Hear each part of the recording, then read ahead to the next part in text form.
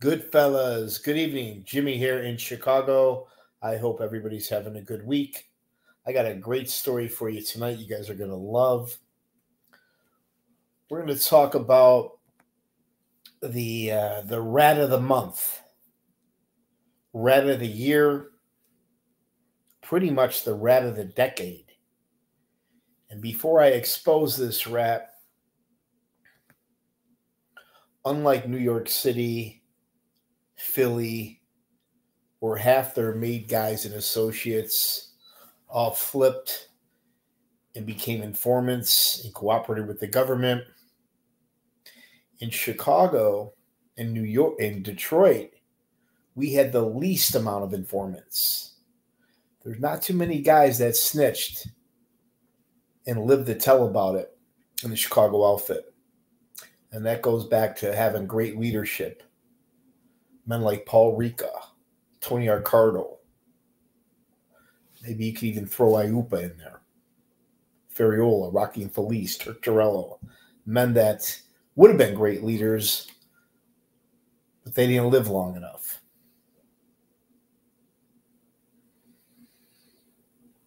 Now, the handful of informants that the Chicago outfit did have, lowlifes like Lenny Patrick, chomos like B.J. Jehoda, crooked attorneys, mob guy wannabes like Bob Cooley, cowards like Jimmy Lavelli. But the biggest rat in the history of the Chicago outfit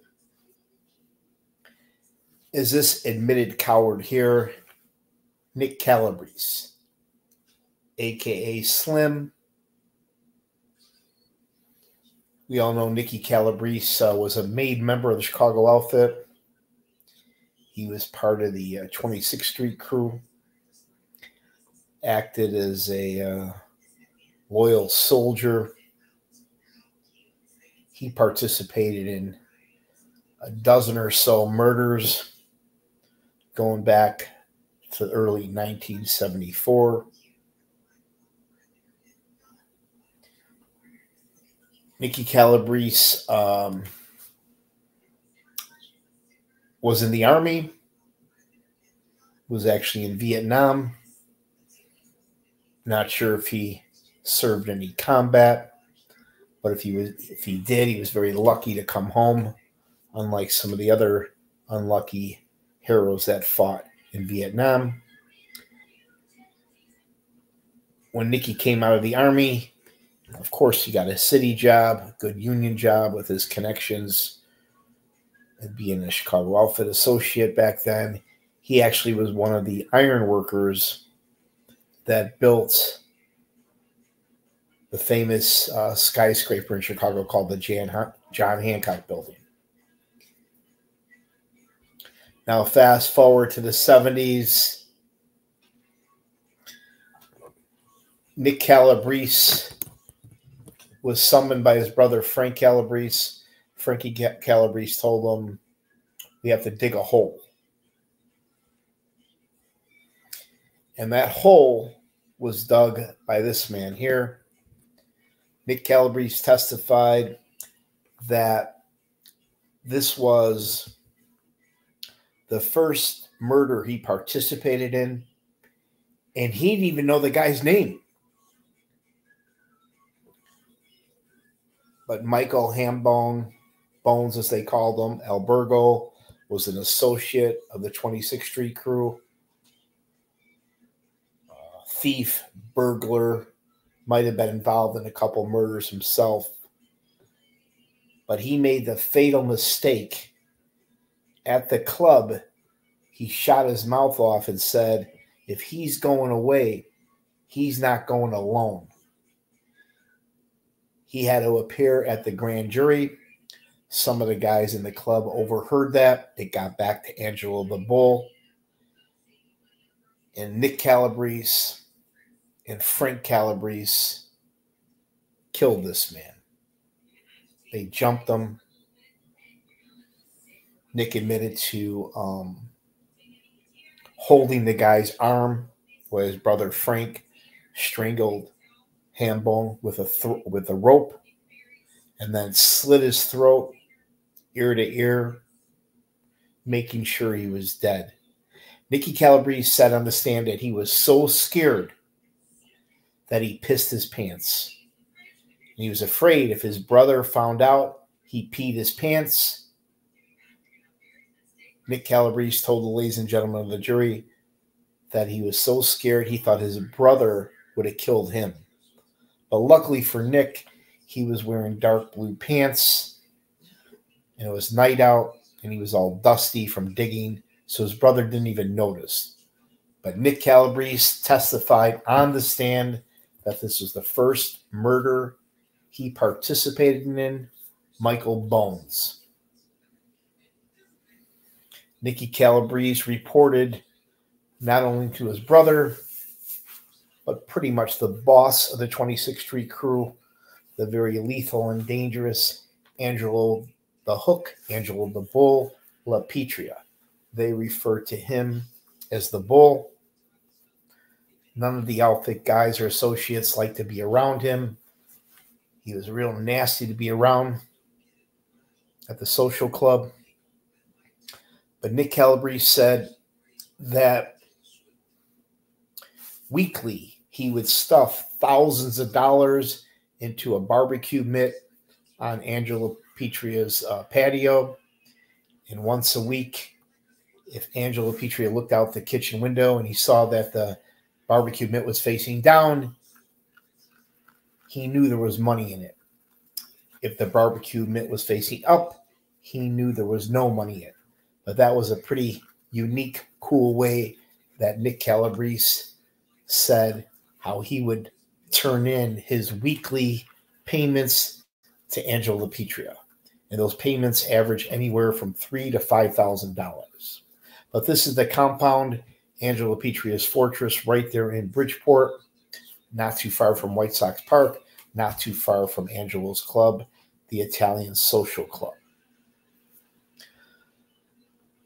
Moving on, Nick Calabrese testified that this guy that owned a bar in Cicero, Illinois, called his nickname was Chico Ortiz. He was selling drugs out of the bar in a mobbed up town and was warned repeatedly to stop selling drugs. He continued. I think Tito also participated in an unsanctioned murder. Nick Calabrese testified in great detail that him, his brother, and James DeForty, Jimmy DeForty, a.k.a. Poker. Poker was talked about a lot at the Family Secrets trial. Frank Calabrese thought that he was one of the snitches in the crew, but he was wrong. Jimmy DeForty never flipped, never ratted, eventually did time in jail and died. But there was a problem at the Ortiz hit. The Ortiz was with a Polish guy. We'll just call him the Polak. He was an innocent man. He just happened to be there at the wrong place at the wrong time. Nick Calabrese and Jimmy DeForty, they hesitated a little because they didn't want to kill the Polak. They just wanted to kill Chico. Nick Calabrese testified that Frank Calabrese pointed his gun at Jimmy DeForty and Nick Calabrese to get out of the car. They both got out of the car and they shotgun blasted Tito and the Polak to death. And it was a very violent, brutal death because of the ammunition that Frank Calabrese bragged about when they modified these guns at the stash house. The stash house, as I talked about, was at Ronnie Jarrett, mother-in-law's garage in Bridgeport. But this was 2 of the 14 murders that Nick Calabrese participated in. The brutal shotgun blast of Chico Ortiz in Cicero and his friend who was an innocent bystander.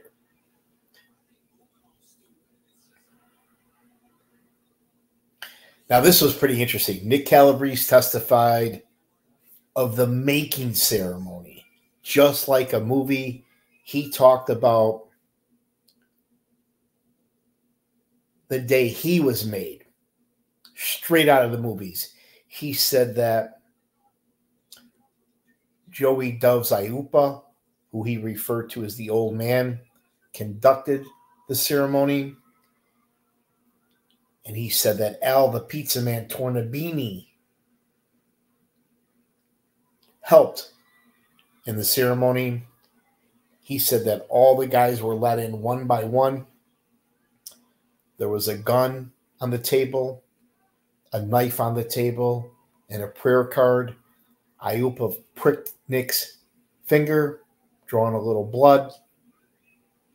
The pizza man lit the prayer card on fire, and Nick Calabrese had to hold the prayer card in his hand while it burned, repeating the oath of omerta, of being loyal to the Chicago outfit. And I forget all the men that were present that day, but it was for sure, I remember, it was Nick Calabrese was made that day. His brother Frank Calabrese was made that day. Jimmy Marcello was made that day. Tony Zizzo was made that day, and several others. I'm forgetting. Nick Calabrese also said that Andrew LaPetria and his brother Jimmy LaPetria were there. I think Jimmy was made as well. He said that Sam Carlisi was there to obviously support Jimmy Marcello. And No Nose DeFranzo was there to represent some of the Northside crew. But Nick Calabrese testified that they actually had a real making ceremony, just like you see in the movies. Moving on, Nick Calabrese sat there very calmly every day in court. He was probably on the witness stand, if I remember, maybe right around 10, 12 days. By far the government's star witness. They never had a made member testify and flip against the Chicago outfit. And Nick's testimony, as I said, pretty much damaged and crippled the Chicago outfit. But here was another murder that Nick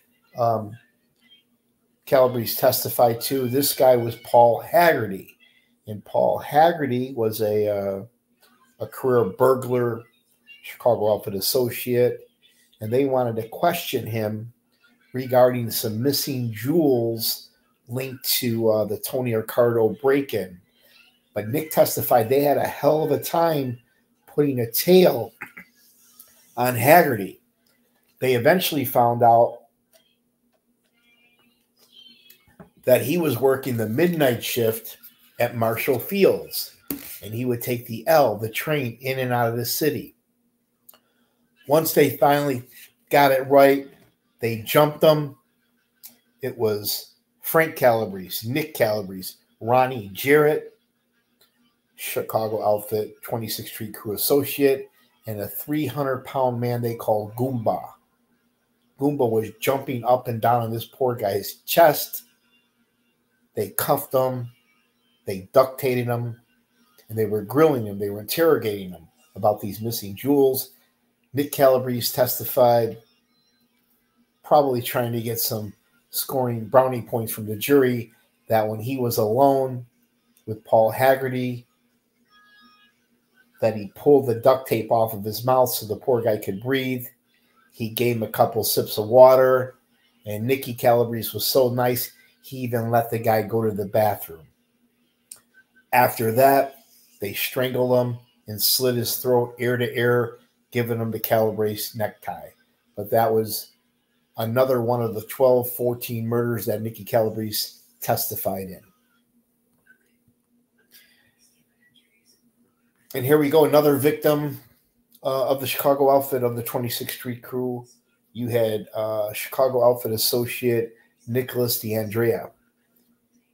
And same thing, the 26th Street crew got a hold of him, and they wanted to question him about the unsanctioned hit on the Chicago Heights crew, Al Pilato. We all know the story. Al Pilato was golfing one day, and some nutcase came behind a tree, popped off a couple shots, but was unsuccessful. So Sam Carlisi, Turk Torello, Nicky Calabrese, Frank Calabrese, and one or two other guys I'm forgetting, finally got a hold of this guy. They were beating him up pretty good, really giving it to him. Carlisi got carried away and kept repeatedly cracking him in the head with the gun, accidentally killing him before they got the information they were looking for. When Nick Calabrese went to check on him in the car, he was dead. But during prison tapes, or not prison tapes, when Nick Calabrese testified that when him and Jimmy Marcello were locked up together in Milan, Michigan, they talked about, in code, killing Nicholas DeAndrea, and they said how fucking strong this guy was. But I'll never forget seeing his son in the courtroom sitting right next to me, glaring at Jimmy Marcello and glaring at Nick Calabrese, listening to great detail on his father, who was a tough son of a bitch, was killed by the outfit. I thought for sure he was going to jump over the bench and attack Jimmy Marcello. But that's Nicholas DeAndrea. Nicky Calabrese went into great detail how they lured this guy, surprised him, jumped him, and killed him. Now, why the crew was out west, they weren't able to kill the Spilatros. That was their plan B, to kill the Spilatros out west, but they couldn't really get a good tail on them. But they had other business to take care of while they were out west, and Nick Calabrese said they didn't want to come home back to Chicago empty-handed, meaning not getting anything done. So since they were out there, Joey Upa wanted this man dead. Emo Vaci was about to talk to the grand jury, and he was a difficult guy to get a hold to trail as well, because he never really had the same patterns. They eventually planned on killing him outside of one of his restaurants. Nicky Calabrese, I think it was Feckerata, maybe Frankie Schweiss, and for sure Joey Hansen. They dug a hole in the desert, a predetermined hole. That's where they were going to bury him. They in the parking lot of one of his restaurants in Nevada, Nicky Calabrese and Joey Hansen pulled up. When Emo Vaci got to his car, he was totally surprised. Nick Calabrese testified he slid open the door in the minivan. They grabbed him. They threw him in the van. In the van, they had plastic tarps down. As soon as he got in the van, he says, "I won't say a word," meaning he knew why they were after him. Nick Calabrese shot him a couple times, but didn't kill him. Joey Hansen finished him off. And they were driving around for about an hour and a half with a very dead body. Nick Calabrese, Joey Hansen, and the rest of the hit team, they got a little paranoid, and rather than go to the original hole that they dug, which was quite a ways away, they just dumped them right there in the middle of the desert.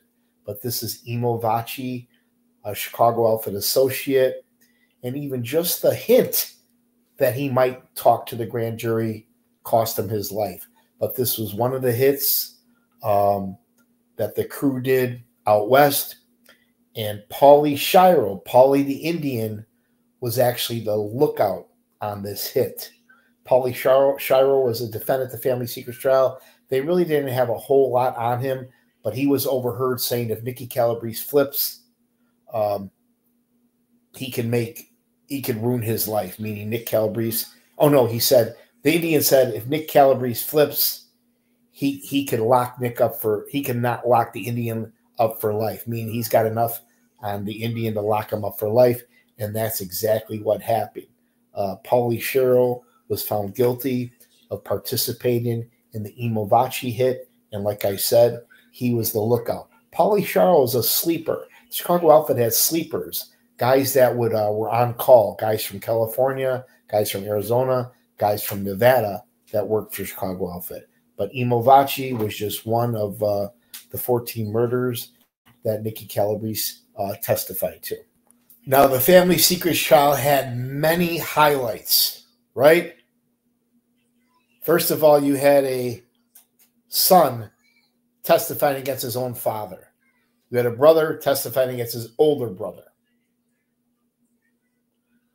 And then, never before in the history of mob trials Three of the defendants, a mobbed up cop, boss of the Grand Avenue crew, and an outfit killer, all three decided to take the stand in their own defense.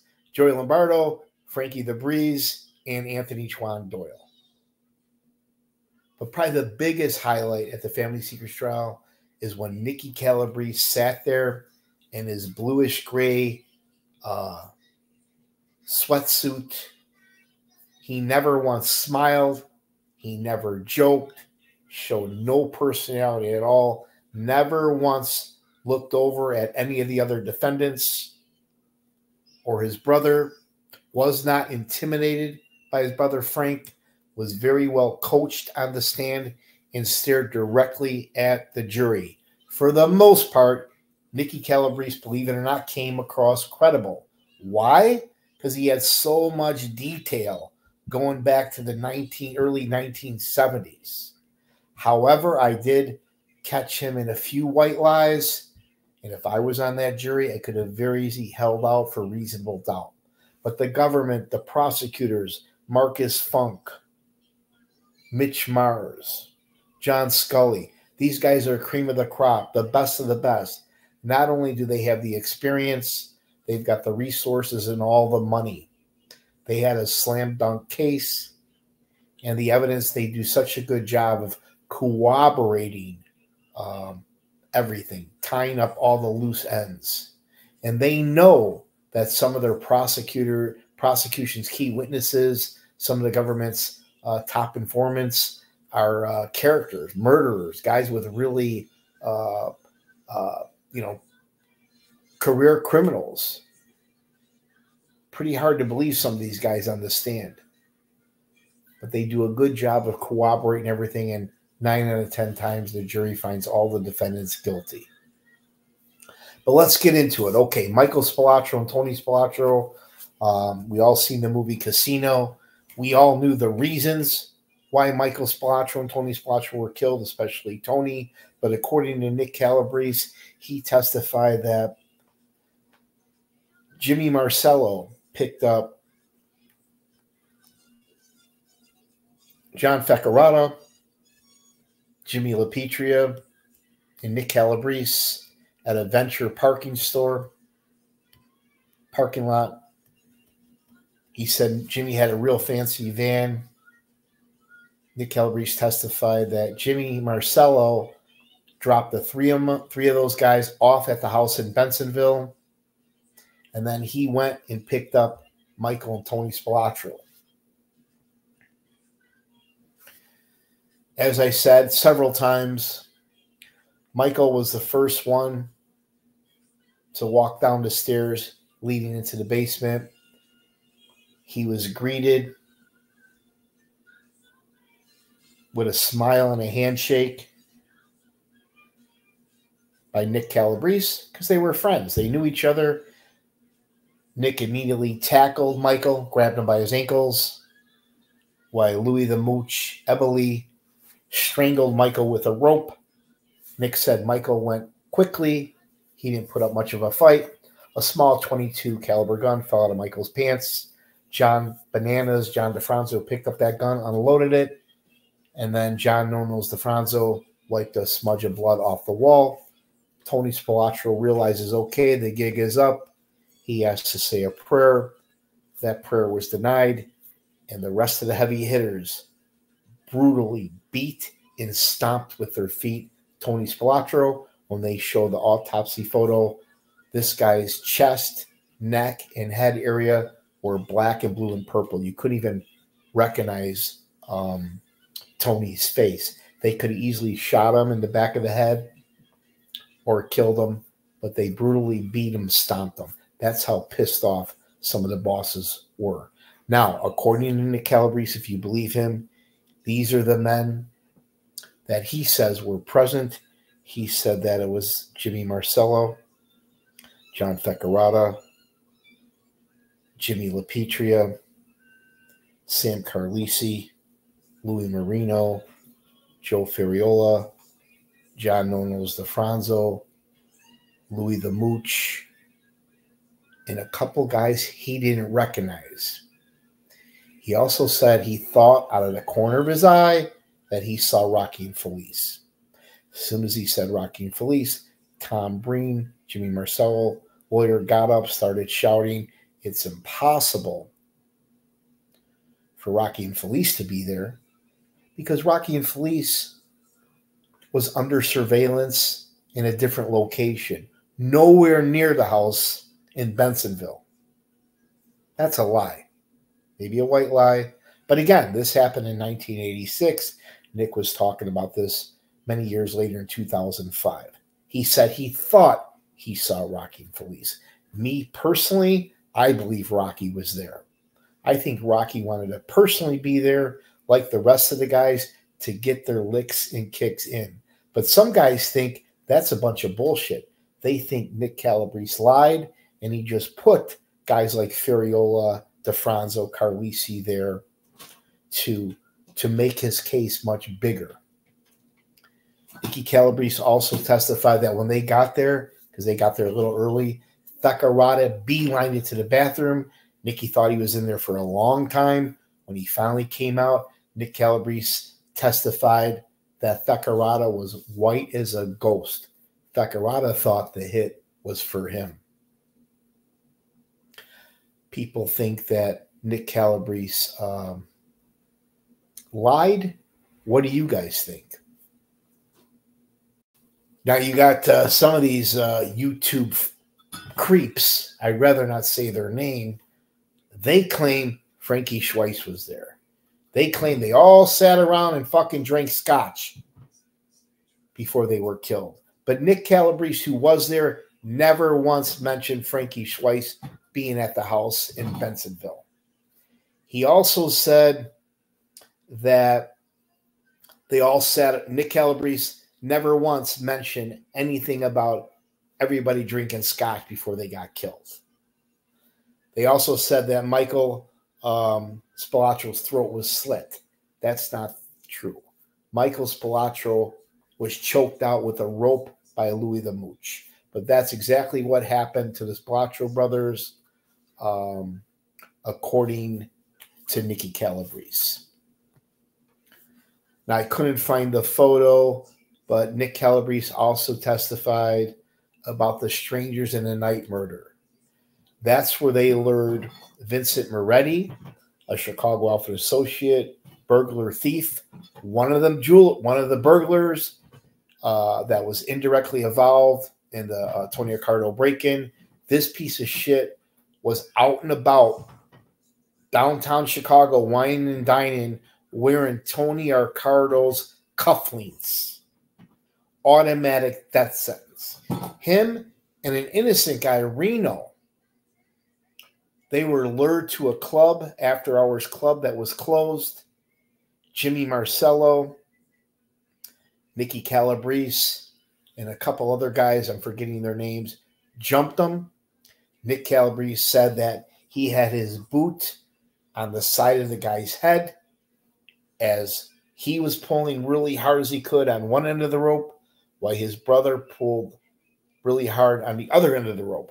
Jimmy Marcello and Nicky Calabrese reminisce this when they were in Milan, Michigan together.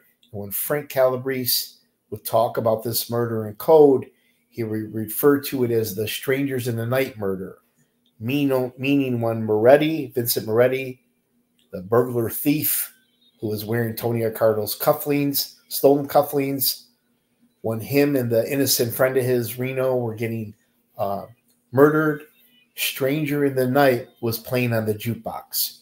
A couple people in the courtroom thought that was kind of funny.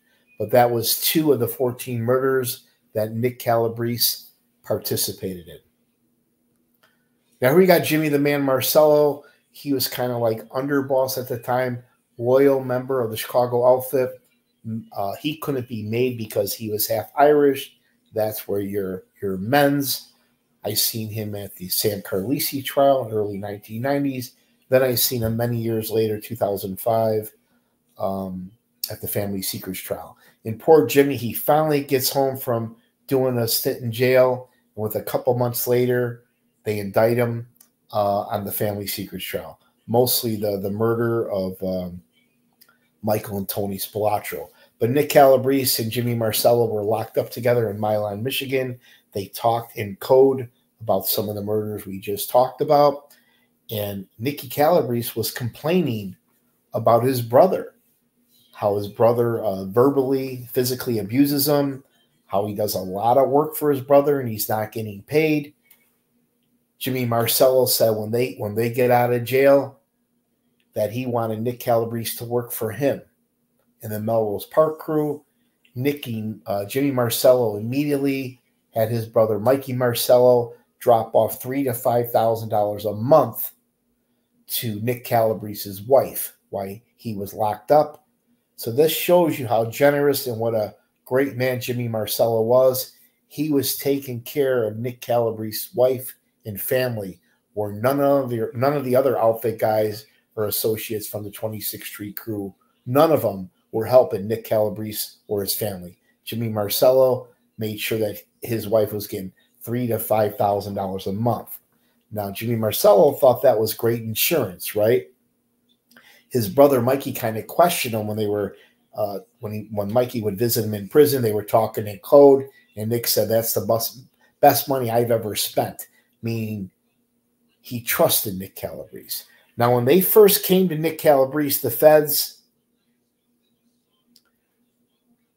they went around and swabbed all the mob guys, all the Chicago outfit guys and associates that were locked up in federal prison, and the Fecarata bloody glove matched Nick Calabrese.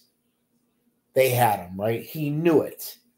But the first night, Nick had nothing to say to the feds.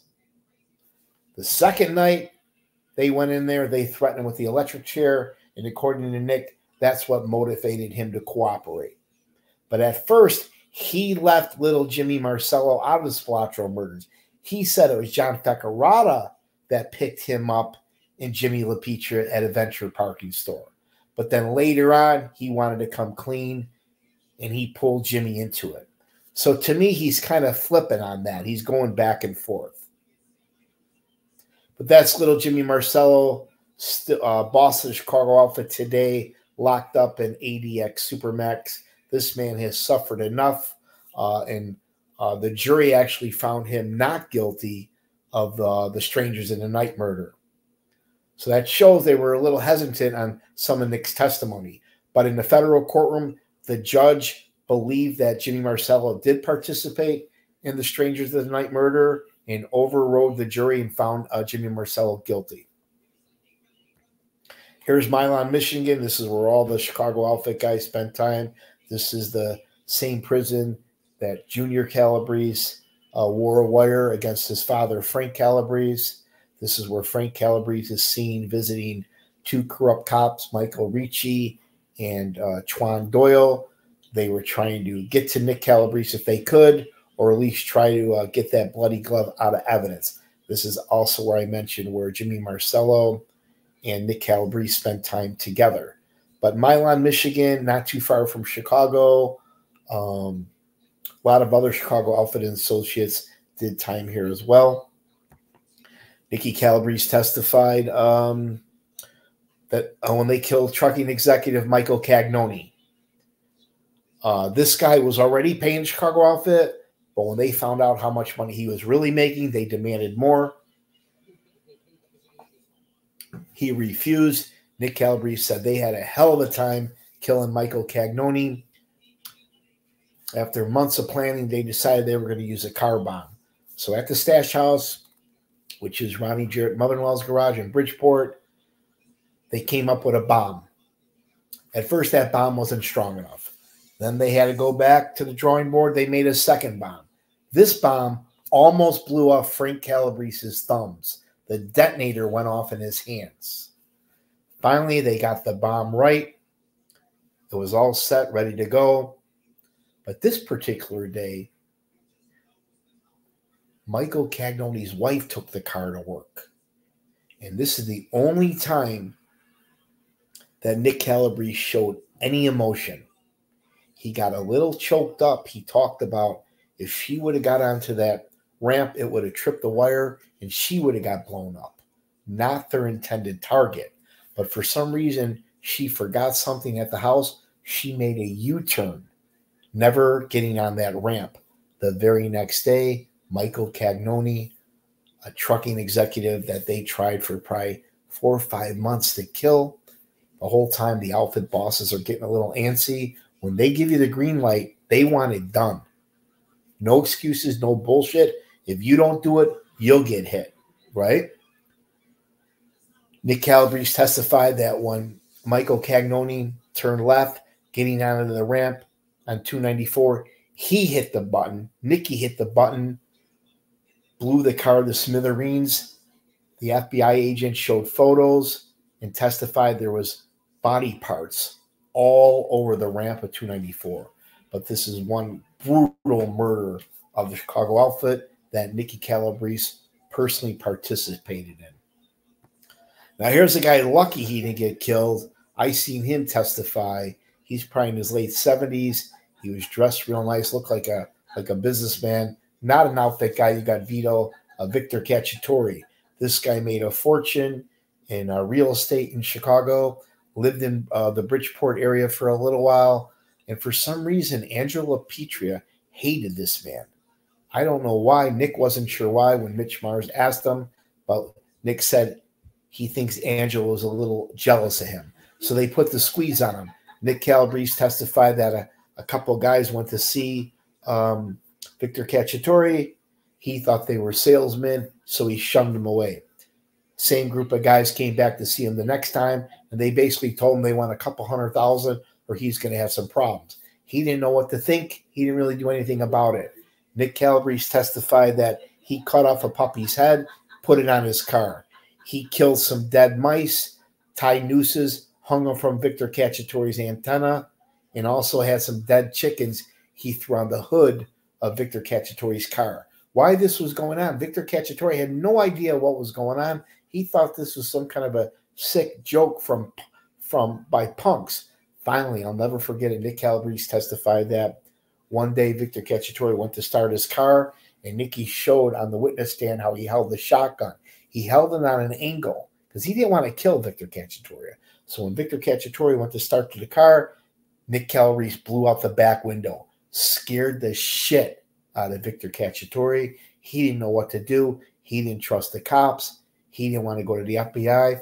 So he went to the boss of the Chicago outfit at the time, of the 26th Street crew, Angelo LaPetria. He told him how these guys were trying to extort money out of him. He told him about the dead chickens, the dead mice, the dead mice he tied with nooses. He told him that they tried to kill him, shooting out his back window. Angelo LaPetria didn't say one word. He said he'd get back to him. He made Victor Cacciatore wait a couple months. Meanwhile, he didn't know what was next. He didn't know if these guys were going to come back at him again or not. Finally, he summoned them back to the club. He held up one finger or two fingers. He had to pay, Victor Cacciatore had to pay Angelo LaPetria $2 million to make this problem going away. He got the money together, paid him, and he thought that Angelo LaPetria was like saving his life, doing him a favor. What he didn't know then that he found out later, it was Angelo LaPetria that was behind the scam. It was Angelo LaPetria that sent Nick Calabrese and the guys to extort Victor Cacciatore. And then here we got a loyal member of the 26th Street crew, John Feccarata. This is Nick Calabrese's best friend. Nick Calabrese said that John Feccarata told him personally that Joey Lombardo was one of the masked gunmen involved in the Danny Seaford hit. Now, normally that's hearsay, but Nick Calabrese was allowed to tell the government about murders he heard about, murders he knew about, even though he wasn't personally there. Now, John Feccarata saved several of the outfit guys many pinches by being a great wheelman. When they killed Danny Seaford, there was a local Bensonville cop in that area, in fact, that almost caught Feccarata. If it wasn't for his great driving skills, that crew could have got caught that day. Feccarata told Nick Calabrese that they almost got caught, but he was able to lose them. But Feckerata was, not only was he a trusted guy, a killer, a guy that did a lot of work for the Chicago outfit, but he would fuck up a lot. He would bring his girlfriend along on mob business. He owed a couple of the top mob bosses hundreds of thousands of dollars. He was spending some of the mob's money and doing things he wasn't supposed to be doing on the West Coast trip. So fast forward, after the Splachos were killed, those bodies were supposed to never be found. There was a botched burial. Al Taco, John Feckerata, and others were part of the botched burial. That was it for the bosses. They had enough of Feckerata's bullshit. They decided to kill him. But Feckerata was a pretty savvy, wise guy. He would not get in the car with just anybody. One of the few people he trusted was Nicky Calabrese. So they decided they were going to have Nick Calabrese kill his best friend. Now, Junior would tell you the fucking story where he was going to do the hit, which is complete bullshit. They could never have a rookie amateur guy like Junior pull off a killing of a very savvy guy like Feckerata. He would have caught the play in seconds. But anyways, it was Johnny Apes, Johnny Montalone, boss of the 26th Street crew at the time, after Angelo. Frank Calabrese were the lookout guy and the driver, and Nick Calabrese was the shooter. So they tricked Feckerata. They said they were going to blow up a dentist office over there in Belmont and Austin neighborhood, because we all know dentists are notorious for being in debt. They can't really go to the banks. They borrow a lot of money from the outfit guys back in the day. Dentists always also have a very high suicide rate. But they're in the parking lot. Nick Calabrese tells the story in great detail how he bent over to pick up a fake bomb. Basically, it was a bunch of flares that he wrapped together to make it look like a bomb. But when he bent over in the passenger seat of the car, he pulled out the gun. Feckerata caught the play. He said, "Oh, no, not you." They started struggling. The gun went off. Nick Calabrese didn't even know, but he shot himself in the arm. Now Feckerata's running for his life. He knows this is it. They're finally going to kill me. Feckerata almost made it into the bingo hall. Now Nick Calabrese is running. He testified. He knows if he doesn't kill Feckerata, they're going to kill him. Feckerata finally makes it to the bingo hall. He goes to open the door, and his best friend shoots him in the head and kills him. Now it's a hot summer day. Nick Calabrese just killed his best friend. The adrenaline's pumping. He didn't want to be walking around broad daylight with leather gloves. So when he went to put the gloves in his back pocket, one of the gloves fell out. Nick didn't realize it, kind of like OJ. He dropped the glove. He immediately dumped the gun into the sewer. Junior Calabrese testified he retrieved the gun from the sewer the next day to get rid of the murder weapon. But Nicky, when he got to the corner, his brother and Johnny Apes weren't there. So he kind of panicked a little. He went over to a hose and kind of washed off some of the blood. He finally hooked up with his brother and Johnny Apes. And because of his injury, he couldn't take him to any hospital. So on the advice of little Jimmy Marcello, and I love this, they took Nick Calabrese to a veterinarian, kind of like a mobbed up underground veterinarian, to treat Nick's wound. Nick had to lay low for a couple months. I think he went down to Florida. So that was an unsolved murder for many, many years. The only piece of evidence they had was the bloody glove. Back then, they didn't really know about DNA. Mitch Mars, the prosecutor, talked about how the feds went to all the federal prisons in this country and swabbed all the Chicago outfit guys and associates, and there was one match to that Feckerata glove, and that was Nick Calabrese. That bloody glove, that DNA match, is what started the family secrets indictment, along with Junior Calabrese writing that letter to the FBI saying that he wanted to lock up his dad forever. That's John Feckerata, made member of the 26th Street crew, also a victim of the Chicago outfit. Now here's John Mendel, Chicago outfit associate, an elite burglar. This fucking idiot was the brains behind the burglary crew that not only robbed Harry the Jew's jewelry store on Wabash Avenue, but then when Tony Accardo demanded that the thieves return the jewels, he actually broke into Tony Accardo's house with another guy and stole the jewels back. Instant death wish. As we all know, they rounded up all the jewelers, one from each nationality, and brutally tortured and killed one by one.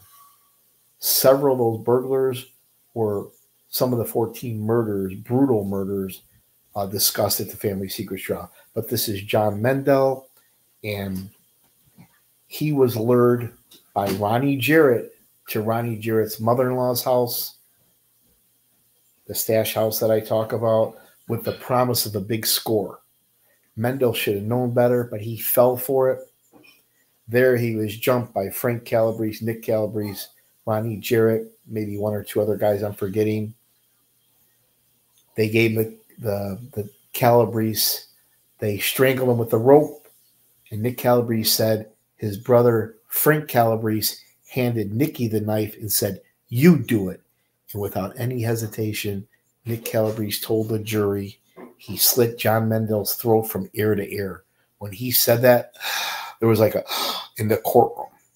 But just to show you, Nick Calabrese was no Boy Scout. He was very capable of doing violent murders that he admitted to.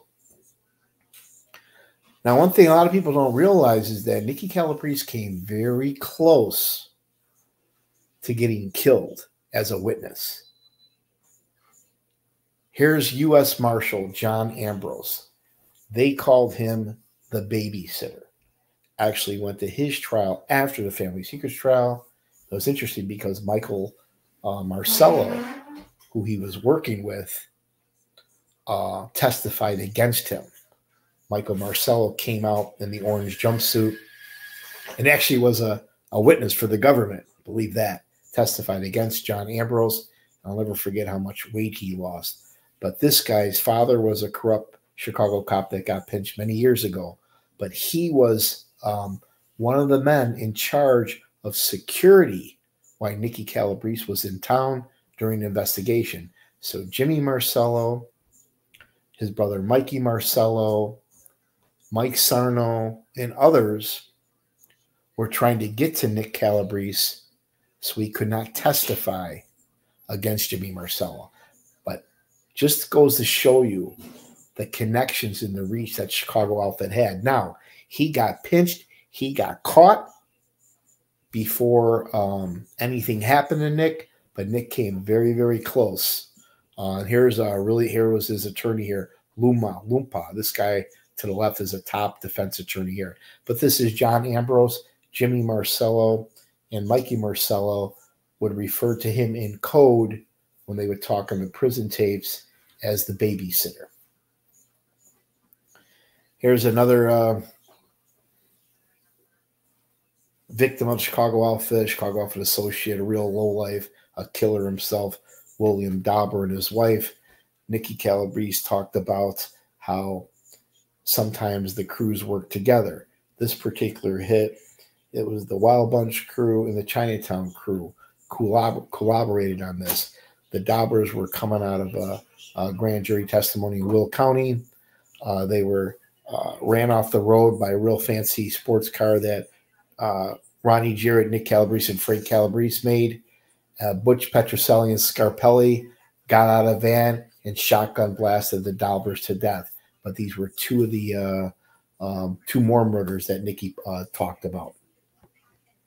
Now, Nick Calabrese testified that John Feccarata told him that Joey Lombardo was one of the masked gunmen, along with Frankie Schweiss, Joey Hansen, Tony Spilotro. He named all the guys that took place in killing Danny Seifert. Now, normally that would be hearsay, but they allowed it in evidence because Nick Calabrese was their top witness. But he told Nick Calabrese testified that John Feccarata his good friend told him that Joey Lombardo was part of the hit team. Nicky Calabrese also testified that him, his brothers, guys from the 26th Street crew, even a good friend of Mayor Daley, Frank Barbera, were ordered to firebomb several theaters, restaurants, and car dealerships. Here's a great photo. You got Angelo the Bull, Angelo LaPetria, and two of his right-hand man. You got Frankie Calabrese, the biggest loan shark in Chicago, his brother Nicky. And Angelo the Bull told his brother Jimmy, something should have been done about the Calabrese brothers years ago. And what he meant by that is they should have killed these two years ago or at least split them up. And Angelo was right, because look what happened. Nicky Calabrese ends up testifying against Frank Calabrese, and his own son flips against him, crumbling what was left of the 26th Street crew. And then here, the main man in the courtroom, you got Judge James Zagel. I've seen this guy proceed over several mob and corrupt government official trials. He's a no-nonsense judge. And when these defendants don't show any remorse, he hands them the max. The one thing I disagree with Judge Zagel, he's definitely pro-prosecution.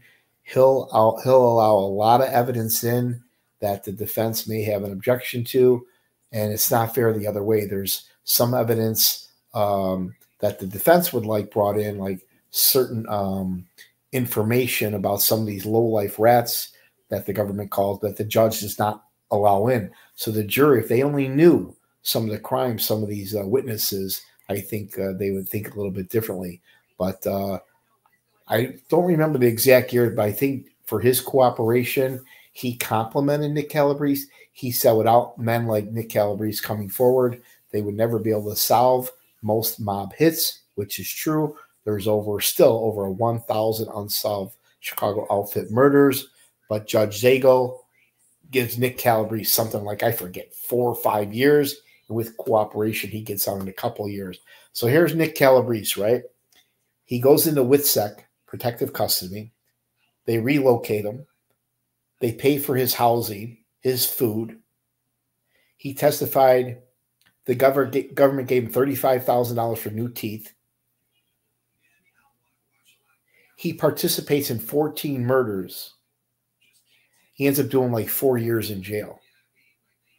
They literally made a deal with the devil just to go after somebody like Jimmy Marcello or Joey Lombardo. But there's no way in hell I could cut somebody like that a deal, somebody that participated in 14 murders. That's not right. But that's our government, right? That's how we work. Without Nicky Calabrese's testimony, the family secret, the Chicago outfit would be alive and well. But his testimony probably did the most damaging testimony in the history of the Chicago outfit. And Judge Zagel and the prosecution give him a pass, basically. Kind of like when Sammy Gravano, he participated in 19 murders. And just to convict John Gotti, they only give him a few years in prison. He gets out of prison and starts selling ecstasy. But thank you, guys. I hope I didn't go overboard with that one, but that's Nicky Calabrese, probably the biggest rat of the decade, if you will. His testimony crippled what was left of the Chicago outfit. If you like my Chicago mob trials, hit the like button, subscribe, and share with your friends. Ciao.